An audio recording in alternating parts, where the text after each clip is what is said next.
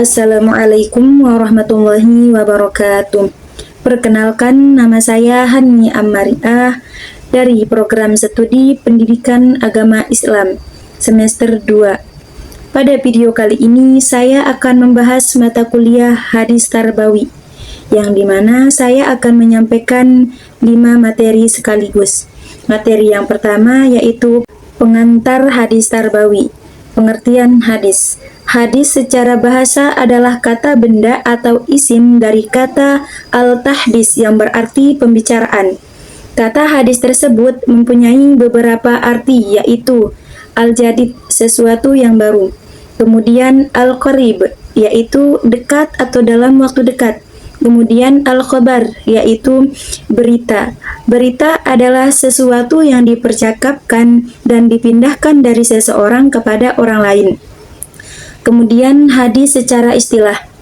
Al-hadisu huwa ma udifu ilan nabi sallallahu alaihi wasallam min qawlin aw fi'lin aw taqririn aw sifatin. Yang artinya, hadis adalah segala sesuatu yang disandarkan kepada Nabi Muhammad SAW, baik dari perkataan, perbuatan, takrir, ketetapan, atau sifat. Adapun unsur-unsur yang terdapat dalam hadis. Yang pertama, rawi. Rawi adalah orang yang meriwayatkan hadis. Kemudian matan. Matan secara bahasa yaitu punggung bumi atau bumi yang keras, sedangkan secara istilah yaitu kalam yang ada di penghujung sanad. Kemudian sanad.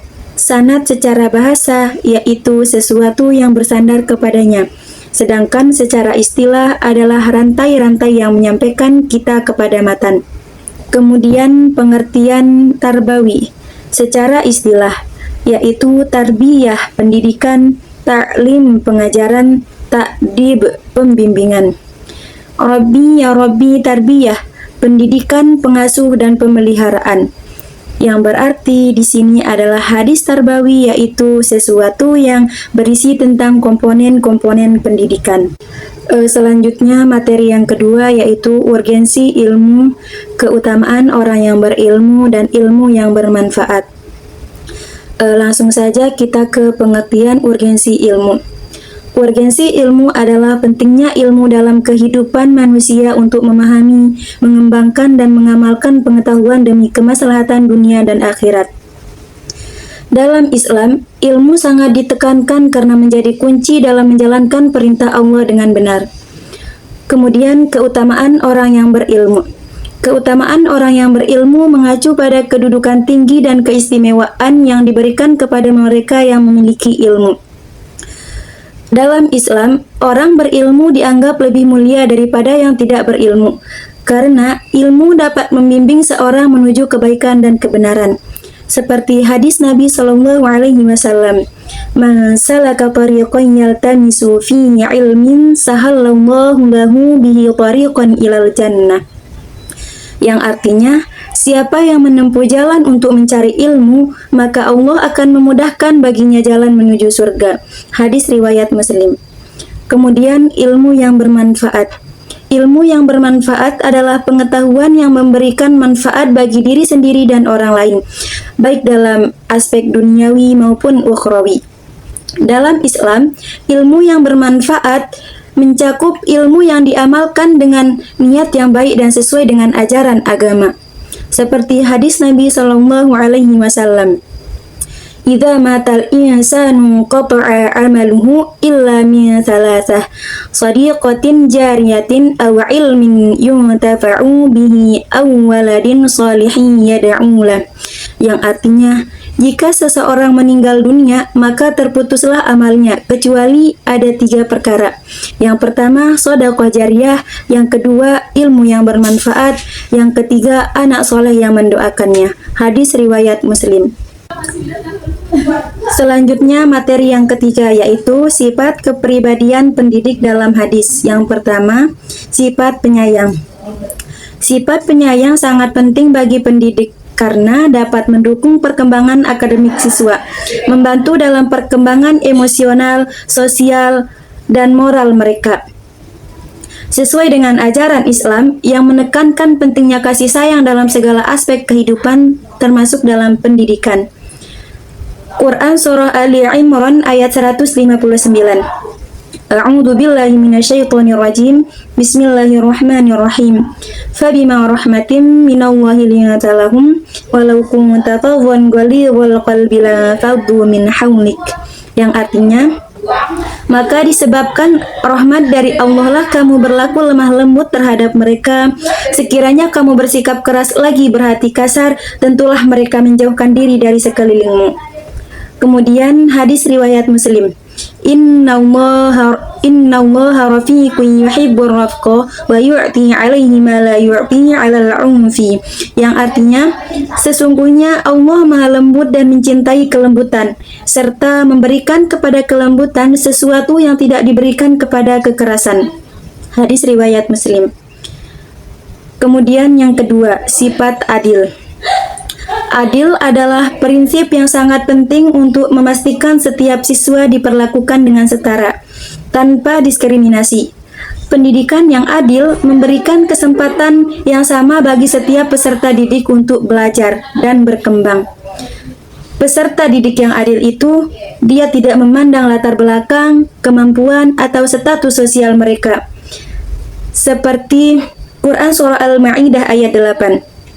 Ya ayyuhalladzina amanu kunu qawwamina lillahi syuhada'a bil qist wa la yajrimannakum syana'anu qaumin 'ala alla ta'dilu i'dilu huwa aqrabu littaqwa wattaqullaha innallaha khabirum bima ta'malun. Yang artinya, wahai orang-orang yang beriman, jadilah kamu penegak kebenaran karena Allah dan saksi-saksi yang bertindak dengan adil. Janganlah kebencianmu terhadap sesuatu kaum mendorong kamu untuk berlaku tidak adil. Berlakulah adil, karena adil itu lebih dekat kepada takwa. Bertakwalah kepada Allah, sesungguhnya Allah Maha teliti terhadap apa yang kamu kerjakan. Ittaqullah wa'dilu baina auladikum. Yang artinya, bertakwalah kepada Allah, bersikap adillah terhadap anak-anakmu. Muttaqun alaihi. Kemudian yang ketiga, penyabar. Kesabaran adalah salah satu sifat paling mulia yang harus dimiliki seorang pendidik. Dalam konteks pendidikan, kesabaran bukan hanya menahan diri dari amarah, tetapi ia juga mencakup kesabaran dalam menghadapi perbedaan, kesabaran dalam proses pembelajaran, kesabaran dalam menghadapi tantangan, dan kesabaran dalam mendidik. Seperti Quran Surah Al-Baqarah ayat 153. Ya ayyuhalladzina amanu ista'inu bis-sabri was-salah innallaha ma'as sabirin. Yang artinya, wahai orang-orang yang beriman, jadikanlah sabar dan salat sebagai penolongmu. Sesungguhnya Allah beserta orang-orang yang sabar. Hadis riwayat Bukhari. Wa man yasta'fif yu'iffahullah wa man yastaghni yughnihillah wa man yatasabbar yusabbaruhullah wa ma u'ti ahadun 'ata'an khairan wa awsa'a minas sabr.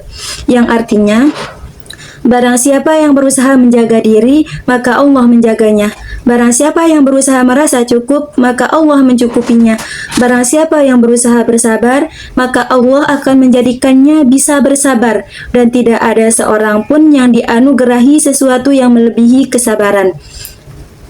Kemudian yang keempat, yaitu jujur. Sebagai seorang pendidik yang beriman kepada Allah pun, kita harus selalu senantiasa berperilaku jujur dalam segala tindakan, baik dalam hal perbuatan, ucapan, maupun niat kita dalam kehidupan sehari-hari. Jujur dalam perkataan mengandung makna bahwa setiap apapun yang keluar dari mulut seseorang hendaklah memuat nilai-nilai kesabaran atau nilai-nilai kebenaran. Lalu, jujur dalam niat artinya tidak ada tindakan yang dilakukan selain dari mengharap ridho Allah Subhanahu wa Ta'ala.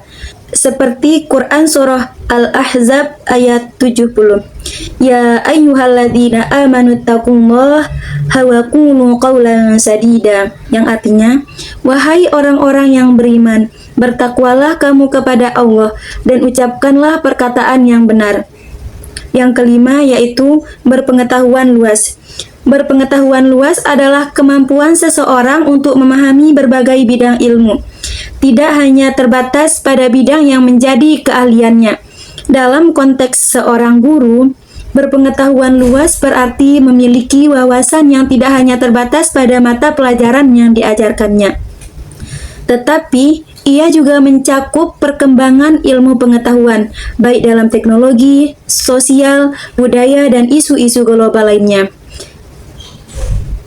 Hadis riwayat Ibnu Bajah. Thalabul ilmi fariidatun ala kulli muslim, yang artinya menuntut ilmu itu wajib bagi setiap muslim.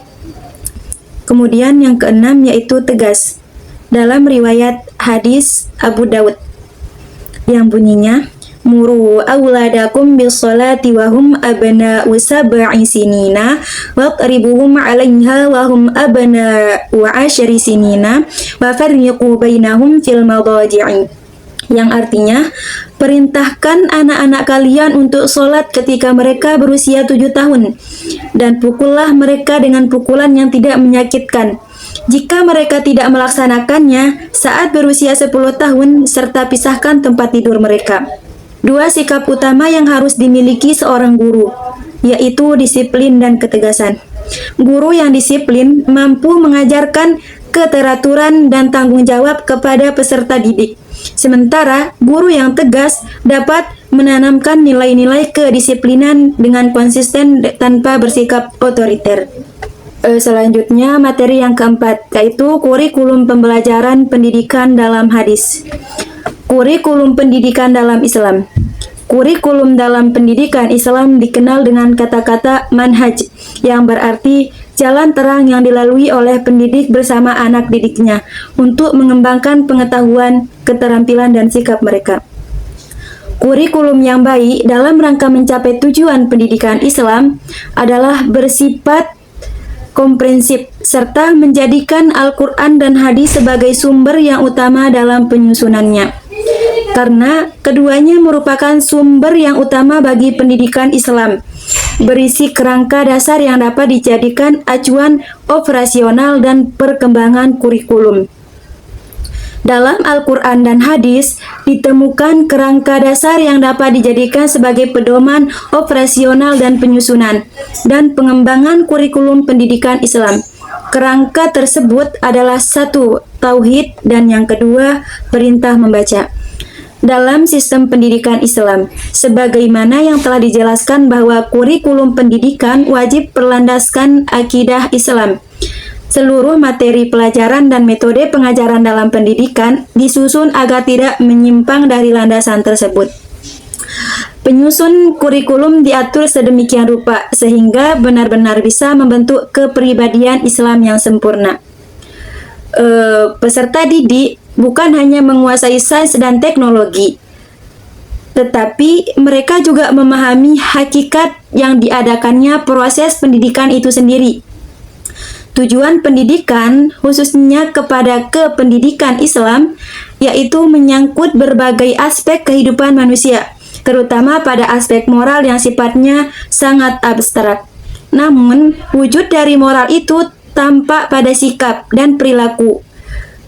Oleh karena itu, perlu ditegaskan bahwa tujuan pendidikan adalah untuk menjelaskan apa sebenarnya yang ingin diperoleh dari suatu proses pendidikan.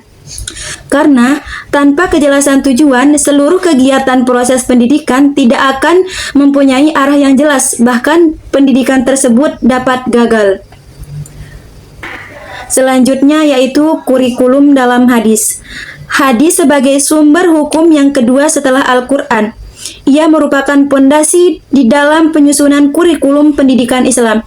Namun, kita tidak akan menemukan kata khusus di dalam hadis seperti manhaj al-dirasah sebagai kata yang menunjukkan kurikulum. Hadis Nabi Shallallahu Alaihi Wasallam, an Aisyata ummul mu'minina radhiyallahu anha, anna Nabi Shallallahu Alaihi Wasallam qala, inna Allah yuhibbu idza amilu ahadukum amalan an yuttaqinahu. yang artinya dari Aisyah bahwa Nabi Muhammad SAW bersabda, sesungguhnya Allah suka jika seseorang mengerjakan sesuatu pekerjaan bahwa membuatnya dengan baik dan yakin atau profesional. Materi kurikulum pendidikan Islam. Yang pertama, mata pelajaran ditujukan untuk mendidik rohani dan hati, yang artinya materi itu berhubungan dengan kesadaran ketuhanan yang mampu diterjemahkan dalam setiap gerak dan langkah manusia. Kemudian yang kedua, materi pelajaran yang diberikan berisi tentang tuntunan cara hidup. Pelajaran ini mencakup ilmu fikih, akhlak, dan ilmu yang menuntun manusia untuk meraih kehidupan yang unggul dalam segala dimensinya.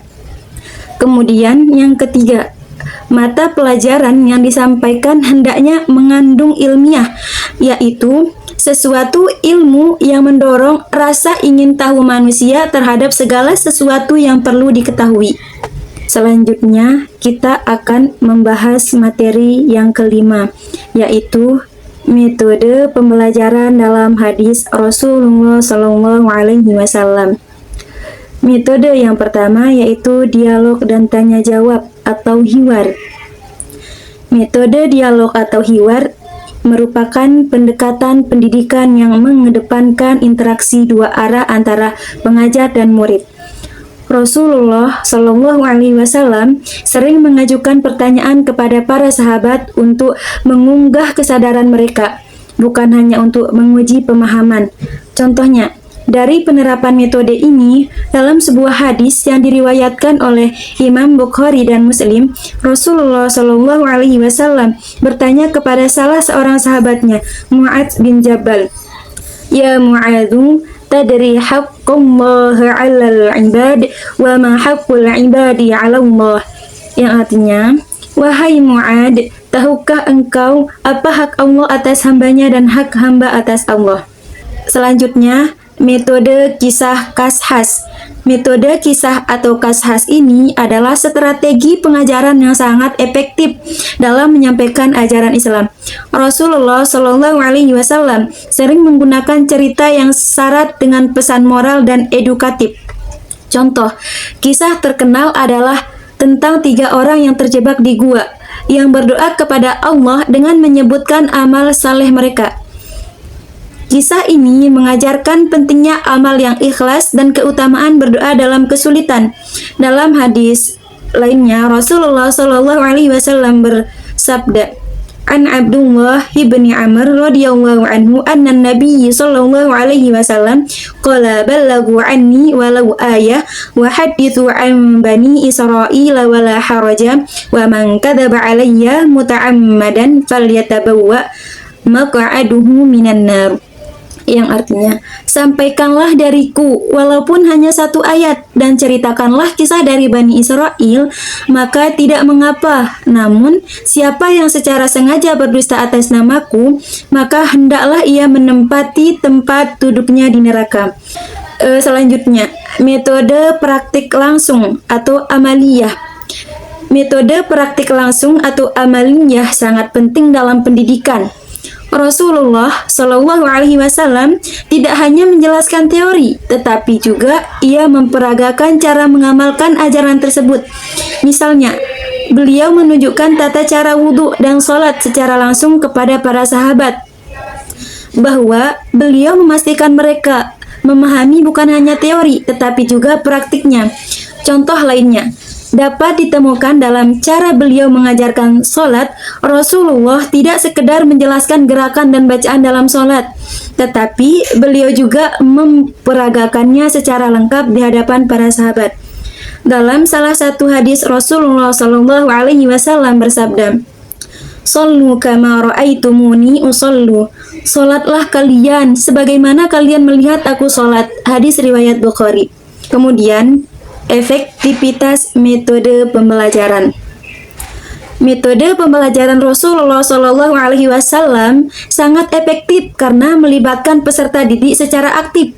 Dengan metode praktik, langsung dan tanya jawab, siswa dapat memahami konsep dengan lebih baik. Selain itu, Rasulullah Shallallahu Alaihi Wasallam menyesuaikan metode sesuai dengan karakter dan kemampuan individu, sehingga setiap siswa mendapatkan pendekatan yang sesuai. Kemudian, relevansi metode pembelajaran Rasulullah Shallallahu Alaihi Wasallam dengan pendidikan saat ini. Metode yang digunakan oleh Rasulullah Shallallahu Alaihi Wasallam masih sangat relevan dalam pendidikan modern. Misalnya, metode tanya jawab. Metode tanya jawab ini banyak yang diterapkan dalam pembelajaran aktif yang melibatkan siswa berpikir kritis. Kisah-kisah inspiratif dapat digunakan untuk pendidikan karakter dan praktik langsung. Sangat penting dalam pendidikan keterampilan. Kesimpulan dari pembahasan di atas dapat disimpulkan bahwa metode pembelajaran yang digunakan oleh Rasulullah Shallallahu Alaihi Wasallam sangat beragam dan efektif dalam menyampaikan ilmu kepada para sahabat. Metode-metode seperti tanya jawab ataupun praktik langsung dan keteladanan terbukti meningkat dan pemahamannya juga meningkat. Kemudian, metode ini sangat menyesuaikan dengan kebutuhan individu, serta memberikan motivasi yang kuat bagi peserta didik. Selain itu, metode pembelajaran Rasulullah Shallallahu Alaihi Wasallam yang masih relevan dan dapat diterapkan dalam sistem pendidikan modern untuk meningkatkan efektivitas pembelajaran.